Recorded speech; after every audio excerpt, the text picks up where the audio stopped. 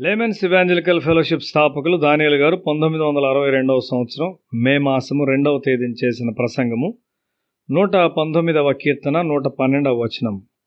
నీ కట్టడలను గైకొనుటకు నా హృదయమును నేను లోపర్చుకొని ఉన్నాను, ఇది తుదవరకు నిలుచు నిత్య నిర్ణయము. నీ వాక్యమునకు లోబడినట్లు మరియు విధేయత చూపునట్లు నా హృదయాన్ని తెస్తూ ఉన్నాను. బైబిలు దేవోక్తి. ఒకనాడు నీవు ఈ వచనములను, బైబిల్ సత్యాలను వెంబడించినప్పుడు నీ జీవితము భద్రంగా ఉంటుంది. నీకు భయం ఉండదు.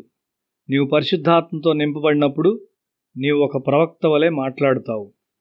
ఇక్మన్ లక్షల మంది యూదులను చంపాడు. అతనికి విచారం లేదు.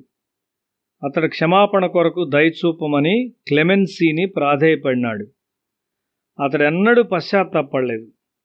పశ్చాత్తాపడటం తెలుపు మాటలు అతని నోట నుండి ఎన్నడూ రాలేదు. అతని మెడకు ఉరిత్రాడు చుట్టుటకు ఇష్టపూర్వకముగా వారిని అనుమతించాడు.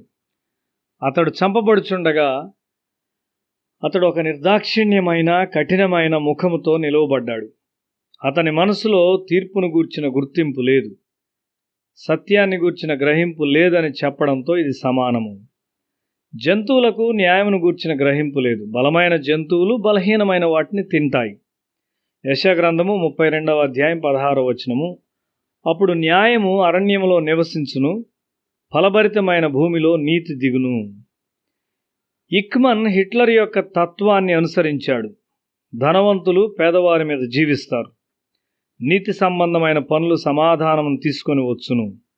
సహోదరీలు మరియు సహోదరుల మధ్య పోట్లాటలు ఉండవు.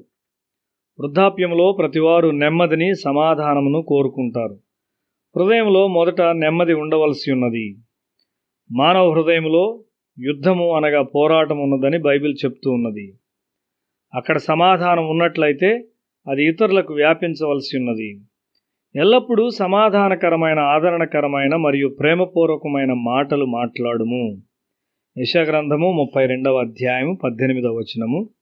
అయినను అరణ్యము ధ్వంసమగినప్పుడు వడగండ్లు పడును, పట్టణము నిశ్చయముగా కూలిపోవును.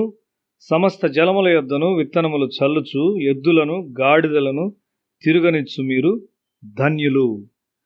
సమాధానము, భద్రత మరియు స్థిరత్వము అనేవి వస్తాయి. యేసు పునరుత్థానము తరువాత అన్యులు ఫలభరితులుగా తయారవుతారని ప్రవక్త చెప్తూ ఉన్నాడు. ఒక ధనుర్వాతం వ్యాధి గల బాలుడు ఆరోగ్యవంతుడయ్యాడు. ఆ వ్యాధి గల వారెవరూ జీవించరు. వెలుగునొద్దకు వచ్చు ఒక అన్యుడు ఆ విధంగా ఉంటాడు. అన్యులు ఫలభరితులుగా ఉంటారని దేవుడు చెప్తున్నాడు. కాబట్టి మన సహవాసములో సమాధానము మరియు ప్రార్థన ఉండాలి. మీ ప్రార్థనల వలన అన్యులు స్వస్థపరచబడతారు. సహవాసమునకు దేవుడిచ్చిన 4 పెద్ద వాగ్దానముల్లో ఒకదానిని జ్ఞాపకం ఉంచుకో. నేను దప్పిక గలవాని మీద నీళ్లను, ఎండిన భూమి మీద ప్రవాహ జలములను కుమ్మరించెదను. నీ సంతతి మీద నా ఆత్మను కుమ్మరించెదను. నీకు పుట్టిన వారిని నేను ఆశీర్వదించెదను అని యెషయా గ్రంథము 44వ అధ్యాయము 3వ వచనములో చెప్పబడుతూ ఉన్నది.